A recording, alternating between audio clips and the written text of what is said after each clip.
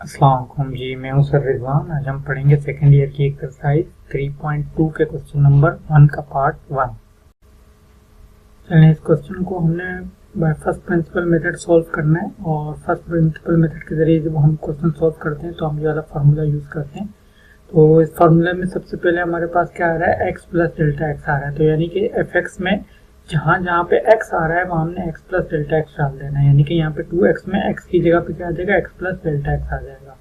ठीक है, तो हम क्योंकि इसका क्या ले रहे हैं, डेरिवेटिव ले रहे हैं फर्स्ट प्रिंसिपल मेथड। तो ये फार्मूला लग जाएगा limit delta x tends to 0 और x प्लस डेल्टा एक्स में क्या आ जाएगा, देखें एफ एक्स की वैल्यू थी 2x, तो ये क्या हो जाएगा 2 और x की जगह क्या आ जाएगा, x प्लस डेल्टा एक्स। ठीक है, F x plus delta x है ना, तो इसका मतलब ये है कि जो जहाँ जहाँ एफ एक्स में x लिखा हुआ है वहाँ आपने x plus delta x put करना है। फिर आगे एफ एक्स की वैल्यू 2x के इक्वल है तो यहाँ पे 2x आ जाएगा और फिर नीचे हमारे पास क्या है, नीचे हमारे पास डेल्टा एक्स है। ठीक है, इस तरीके से देख लेंगे। अब इसको सोल्व करेंगे, तो हम इसको सोल्व करेंगे तो ये हमारे पास क्या हो जाएगा, limit delta x tends to 0। अब इसको मल्टीप्लाई करेंगे तो ये हो जाएगा 2x प्लस 2 डेल्टा एक्स। ठीक है, इसको मल्टीप्लाई किया 2x है 2x और डेल्टा एक्स को 2 से करो 2 डेल्टा एक्स, फिर आगे माइनस 2x और नीचे क्या है, नीचे हमारे पास डेल्टा एक्स है। अब इस 2x से 2x कट जाएगा तो पीछे हमारे पास क्या वैल्यू बची, हम डेरिवेटिव ले रहे हैं और limit delta x tends to 0।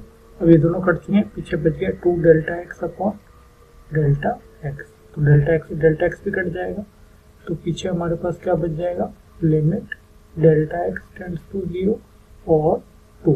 ठीक है, तो अगर आप लिमिट आप लगा दें तो आप चूंकि अब आप लिमिट लगा सकते हैं, लेकिन लिमिट क्या है, डेल्टा एक्स टेंड्स टू 0। तो यहाँ पे डेल्टा एक्स तो है नहीं, अगर कोई डेल्टा एक्स होता तो उसकी जगह 0 पुट कर देते। तो इसका मतलब ये है कि जब हम लिमिट लगाएंगे तो ये 2 ही जो है वो इसका आंसर हो जाएगा। क्योंकि डेल्टा एक्स है नहीं तो 0 कहाँ पुट करेंगे, तो डेल्टा एक्स चूँकि है ही नहीं तो 0 भी पुट नहीं होगा और 2 ही इसका आंसर हो जाएगा।